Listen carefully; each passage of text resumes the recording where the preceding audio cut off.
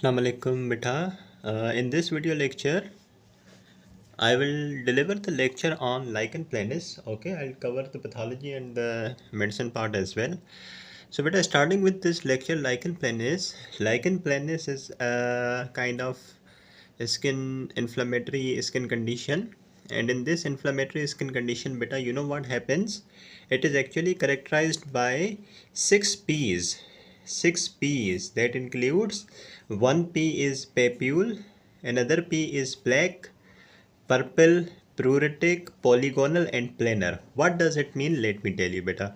Lichen प्लेनिस एक ऐसा inflammatory disorder है स्किन का जिसमें ये 6 कैरेक्टरिस्टिक फीचर आते ही आते हैं और 6 के 6 कैरेक्टरिस्टिक फीचर पी से स्टार्ट होते हैं. हम कहते हैं फिर 6 P's हैं लाइकन प्लेनिस की, जिसमें सबसे पहले आ जाता है कि the very first P is papules and another P is plex.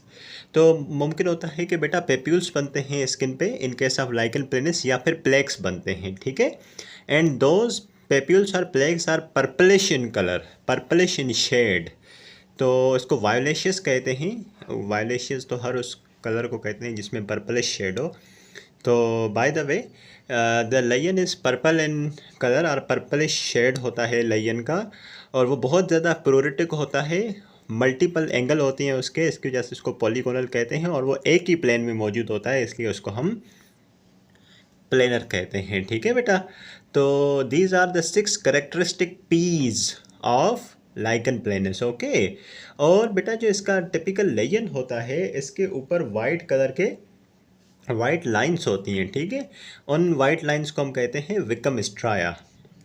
Okay. If I quickly even show you a picture in which, yeah, let me very quickly show you that, yeah, even you can see here in this picture, can you see the white line above the lion? This is the Wickham stria, and this white line is, very much darker, and even you cannot see the lion below this white line.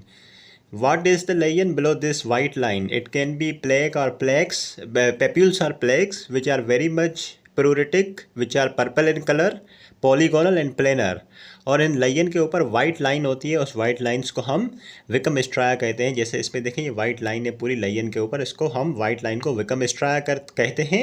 और इस line के नीचे बेटा line मौजूद होता है lichen प्लेनिस का. ठीक है. तो आपको बुनियादी बात समझ आ गई बेटा लाइकन प्लेनिस से रिलेटेड, कि लाइकन प्लेनिस एक जो है इन्फ्लामेटरी स्किन डिसऑर्डर है. इसमें क्या होता है, 6 कैरेक्टरिस्टिक पीज हैं इसकी, जिससे ये डिफाइन होता है कि लाइकन प्लेनिस का लायन कैसा होता है. उसमें या तो पेप्यूल्स बनते हैं या प्लेक्स बनते हैं, which are purplish in colour, very much itchy, that are pruritic, they are polygonal having multiple angles of the line, and it is planar in the same plane. Okay. और जो lion बनता है उसके ऊपर white lines होती हैं जिनको हम विकैम स्ट्राया कहते हैं. ओके. द इंसिडेंस इज़ बेटा इक्वली होता है मेल और फीमेल में लाइकन प्लेनिस. किसी भी एज में हो सकता है, लेकिन 30 से 60 साल की जो एज है बेटा, 30 to 60 years age, it is more, specially इस एज में ज़्यादा होता है. ठीक है. कहाँ पे इसके लायन अपीयर होते हैं बेटा? स्किन पे मोस्टली अपीयर होते हैं, और स्किन पे भी खास करके डिस्टल लिम्स पे. ठीक है. अपर लिम्ब, लोअर लिम्ब पे, और flexural aspect of wrist and four arm. Okay. This is the flexural aspect obviously of wrist and four arm. और उसके अलावा बैक पे भी खास करके लोअर लंबर बैक पे. ओके. अच्छा, स्किन के अलावा ये बेटा म्यूकस मेम्ब्रेन पे भी हो सकते हैं. म्यूकस मेम्ब्रेन पे इन 30 to 70% केसेस, औरल म्यूकोजा पे खास करके ये होते हैं. ठीक है. और मैं यहाँ पे लिख दूँ, खास करके औरल म्यूकोजा पे होते हैं. ठीक है. इसकी टाइप्स भी मैं पढ़ाऊँगा. अच्छा, इसके अलावा नेल भी इन्वॉल्व कर सकते हैं और स्कैल्प पे भी हो सकता है. ठीक है बेटा. और मैं इन चारों को डिस्कस करूँगा.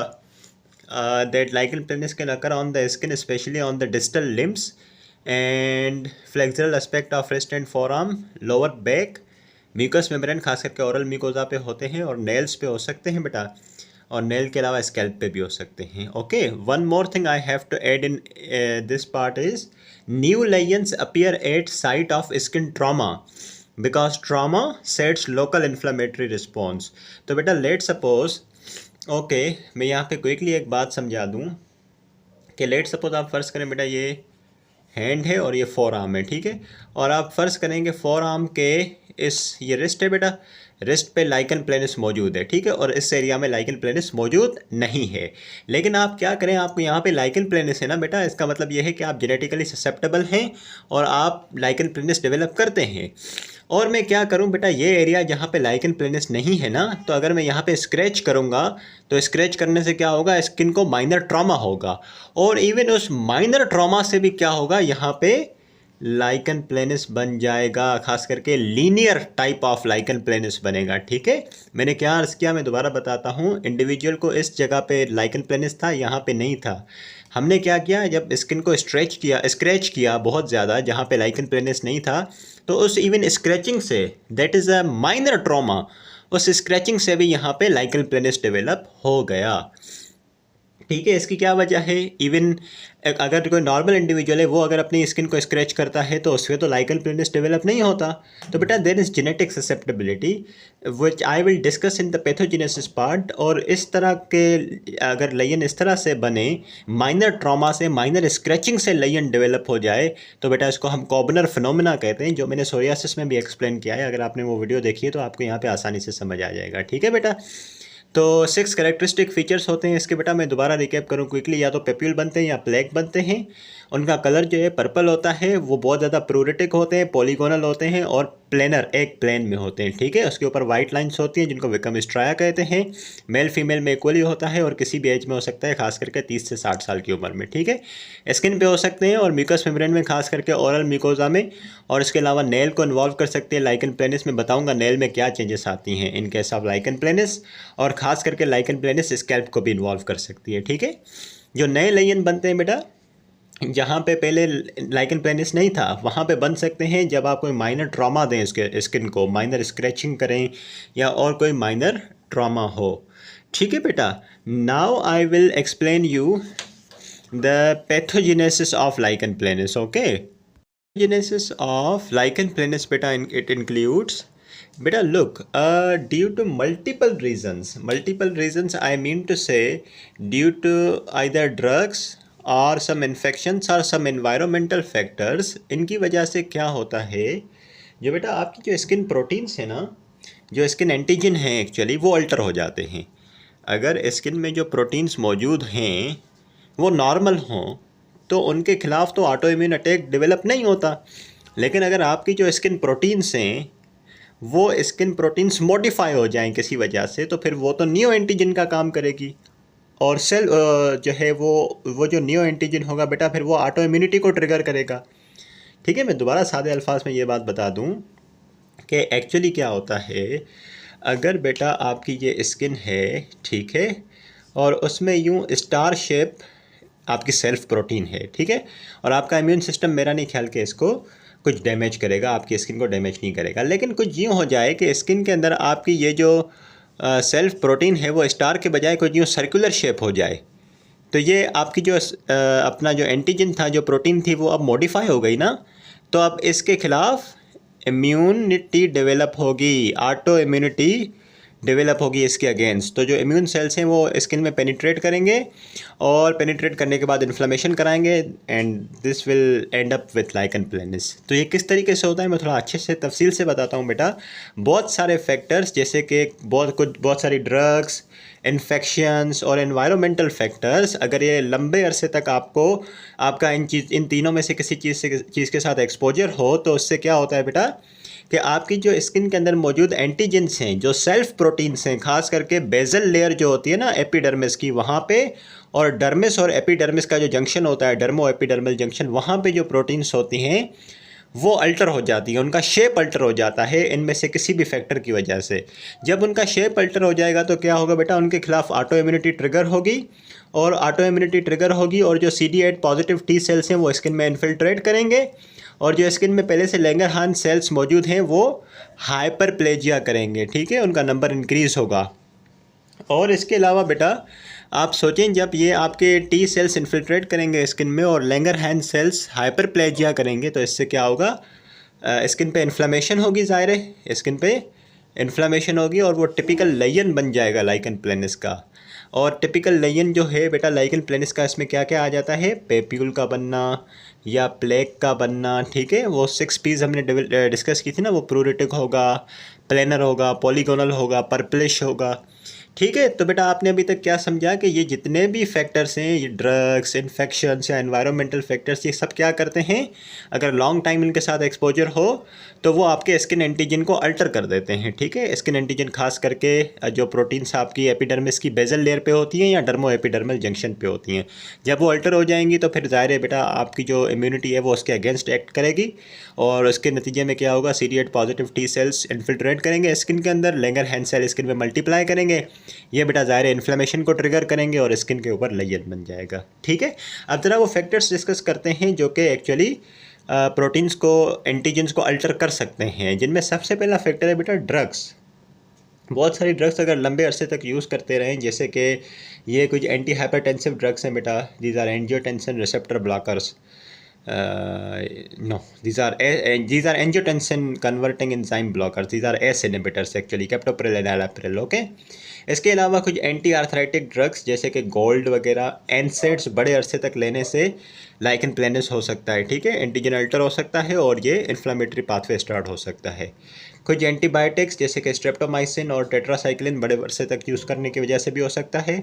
एंटी मलेरियल्स लाइक क्लोरोक्विन, क्विनिन, क्विनाक्रीन, ठीक है, PPIs जैसे ओमिप्राजोल, एसोमिपेराजोल, एंटी TB ड्रग्स। ठीक है, और इसके अलावा कुछ डायूरेटिक्स जैसे थायजाइड डायूरेटिक्स और बीटा ब्लॉकर्स, कुछ हाइपोग्लाइसीमिक एजेंट्स जैसे सल्फोनाइल यूरिया, उसके अलावा कुछ लिथियम एंड डाइस का इस्तेमाल और कुछ और ड्रग्स जैसे सल्फोनामाइड एंड पेनिसिलामाइन। ठीक है, ये ड्रग्स लेने से फ़ौरन ऐसा नहीं होता कि आपकी स्किन का एंटीजन अल्टर हो जाएगा और ऑटो इम्यूनिटी डेवलप होगी और आपकी स्किन पे लाइकन प्लेनिस आ जाएगा, नहीं। इनके साथ बहुत लंबे अरसे तक जब क्रॉनिक एक्सपोजर होता है, बहुत सारे साल, for too many years if you have been using these drugs, then you have a probability of developing condition called lichen planus. ठीक है, ड्रग्स के अलावा दूसरे फैक्टर जैसे कुछ इन्फेक्शंस हैं जो कि आपके स्किन एंटीजन को अल्टर कर सकते हैं और ये इन्फ्लेमेटरी पाथवे स्टार्ट हो सकता है। दोज इन्फेक्शंस इंक्लूड जैसे कि हेपेटाइटिस B, हेपेटाइटिस C का इन्फेक्शन, एप्स्टीन बार वायरस या ह्यूमन पेपिलोमा वायरस का इन्फेक्शन, उसके अलावा वेरिसिला जूस्टर वायरस और कोविड-2 जो है, कोवी-2, सार्स कोवी-2 का इन्फेक्शन। ठीक है, एनवायरमेंटल फैक्टर्स जैसे कि ट्रॉमा, स्किन पे अगर आप माइनर स्क्रैचिंग करोगे तो उससे भी लाइकन प्लेनिस हो जाता है अगर आप जेनेटिकली ससेप्टेबल हो तो। ठीक है, उसको हम कॉबनर फिनोमिना कहते हैं। माइनर, देखें मैं अपनी स्किन को माइनर ट्रॉमा दे रहा हूँ ना स्क्रैच करके, लेकिन यहाँ पे कोई लाइकन प्लेनिस अपीयर नहीं हो रहा। क्यों? Because I am not genetically susceptible. In my skin the antigen is not Altered. In my skin you know the T cells are not infiltrated, they are not already sitting in my skin. अगर वो maybe genetically let suppose susceptible होता तो पहले से ही CD8 positive T cells infiltrated होते मेरी skin में, Langerhans cells hyperplastic होते, तो मैं माइनर स्किन को ट्रॉमा देता, थोड़ा सा स्क्रैच करता तो क्या होता, थोड़ा सा इन्फ्लामेटरी प्रोसेस स्टार्ट होता और पहले से ही CD8 पॉजिटिव T सेल मेरी स्किन में मौजूद थे और माइनर ट्रॉमा की वजह से और T सेल इन्फिल्ट्रेट कर जाते और उसकी वजह से लाइकन प्लेनिस जनरेट हो जाता, डेवलप हो जाता है स्किन पे। ठीक है, इसको हम कॉबनर फिनोमिना कहते हैं।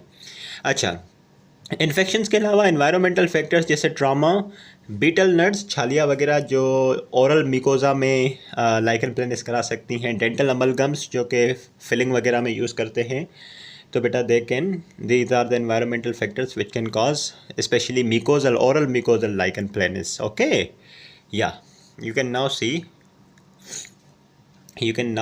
I can repeat it quickly for you, the pathogenesis part: some drugs, some infections, some environmental factors.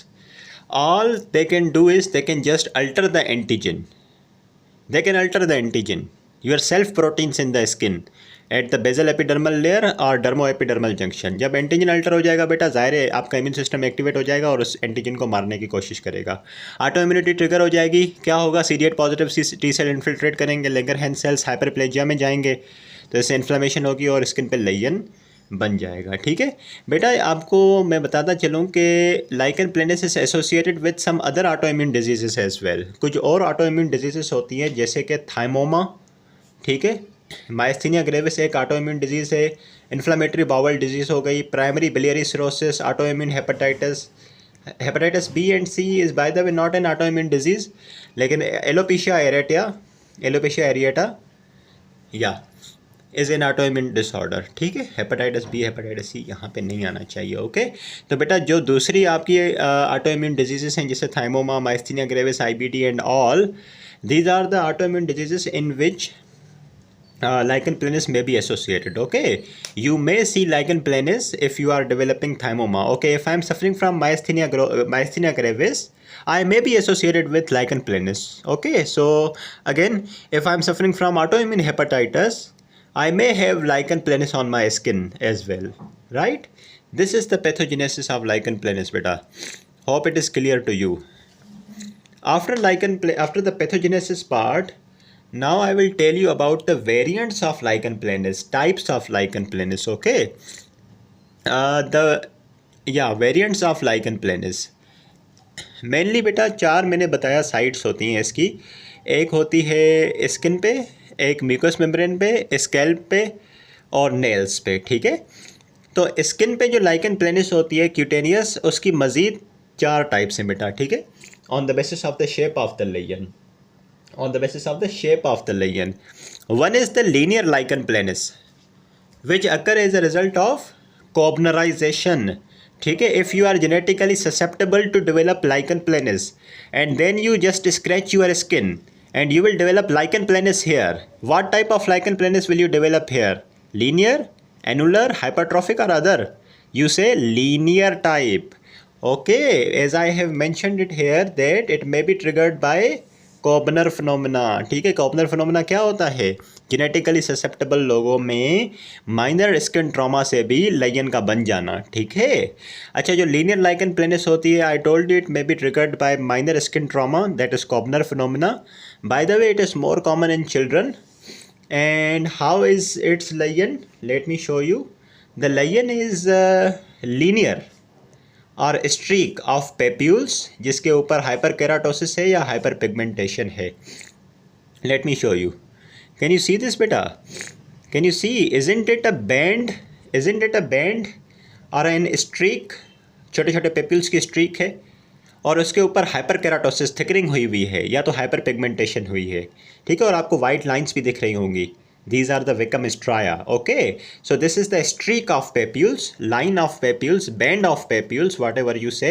और उसके ऊपर थिकनिंग है, हाइपरकेराटोसिस जिसको कहेंगे, और उसके अलावा हाइपर पिगमेंटेशन है. ठीक है, this is linear lichen planus. Okay, another type of cutaneous lichen planus is annular lichen planus. बेटा, एनुलर वर्ड का ही मतलब होता है रिंग लाइक. ओके, तो जो लेयन बनेगा वो रिंग लाइक छोटे छोटे पेप्यूल्स बनते हैं.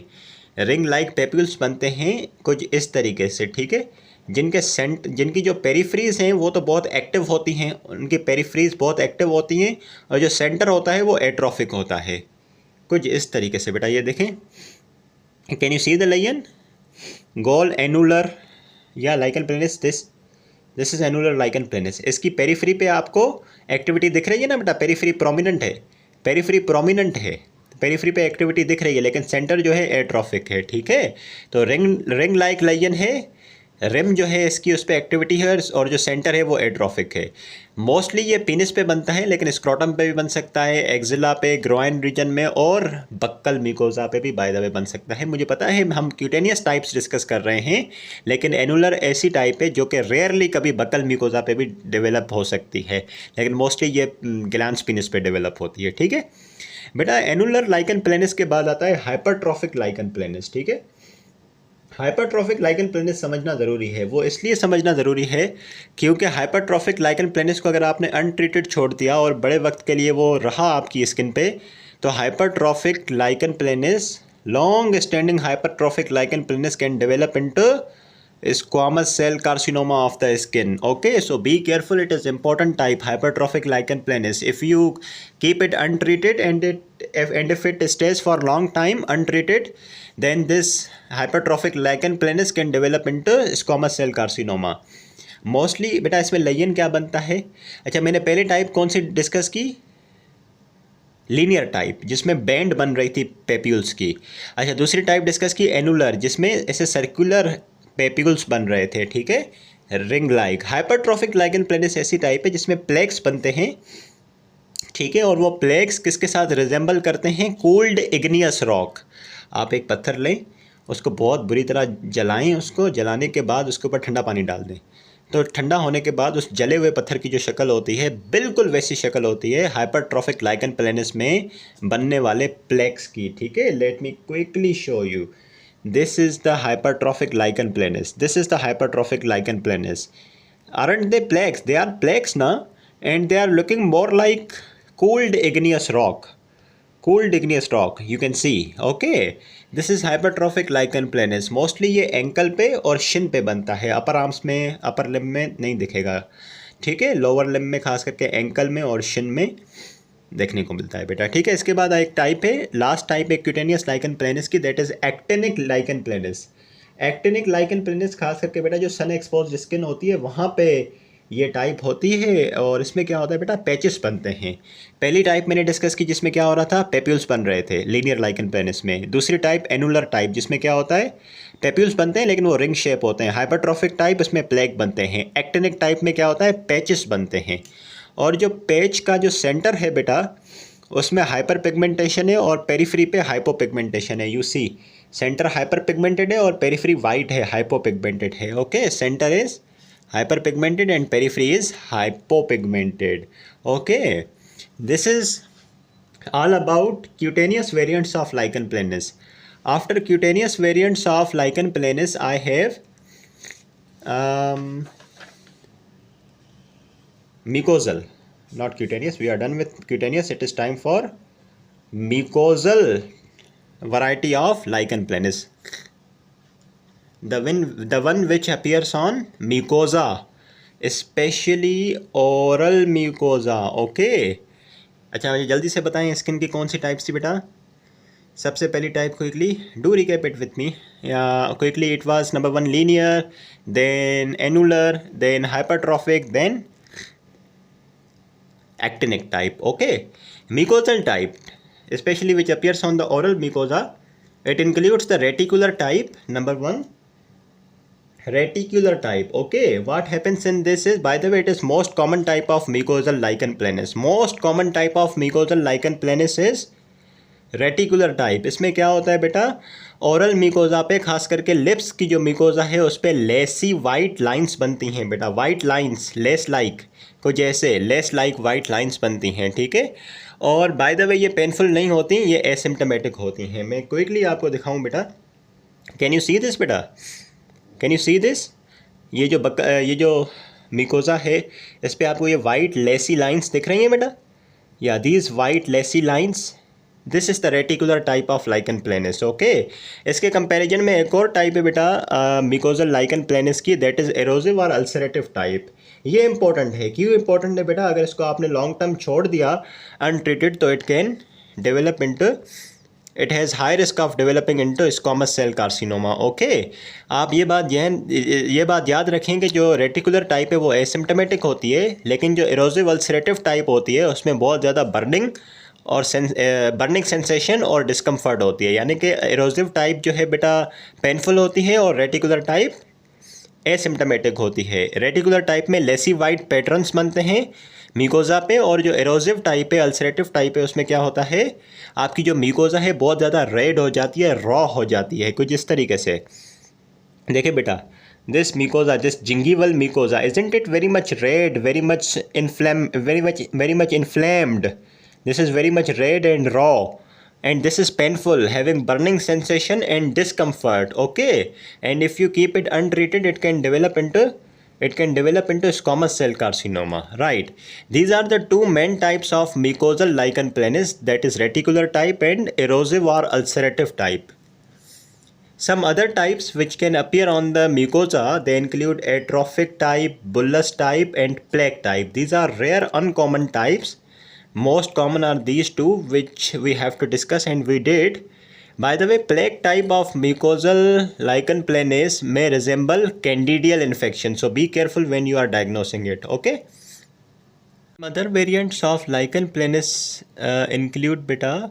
वैसे तो हमने अभी तक कौन से डिस्कस किए, एक तो स्किन टाइप डिस्कस की, क्यूटेनियस लाइकन प्लेनस, दूसरा मिकोजल डिस्कस किया. ठीक है, अब तीसरा मैं बताऊंगा आपको स्कैल्प लाइकन प्लेनस. बेटा जो लाइकन प्लेनस स्कैल्प पे होती है उसको हम बाय द वे लाइकन प्लेनोपाइलोरिस कहते हैं. लाइकन प्लेनोपाइलोरिस स्कैल्प पे होती है और हेयर लॉस करा देती है, जिसको हम एलोपेशिया कहते हैं। कुछ इस तरीके से बेटा देखें, कुछ इस तरीके से। Can you see, this is the scalp lichen planus, और ये हेयर लॉस हो चुका है, जिसको एलोपेशिया कहते हैं। खास करके ख़वातीन ज़्यादा अफेक्टेड होती हैं, ठीक है बेटा।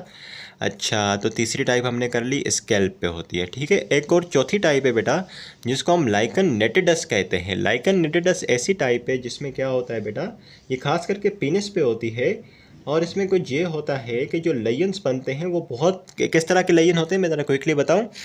दे are minute shiny flat topped uniform papules. छोटे से पेप्यूल होते हैं, लेकिन वो सितारे के जैसे चमकते हैं, ठीक है, शाइनी होते हैं, और वो फ्लैट टॉप्ड होते हैं। खास करके पेनिस पे बनते हैं। उसके अलावा लोअर एब्डोमेन पे, इनर सरफेस थाई पे, फ्लेक्सर सरफेस ऑफ रिस्ट पे, डॉर्सम ऑफ हैंड पे बन सकते हैं, ठीक है। कुछ इस तरीके के लेयन होते हैं, स्पेशली ये पेनिस पे बनते हैं। यू कैन सी ये वाइट डॉट्स आपको दिख रहे हैं, shiny, these are shiny white papules.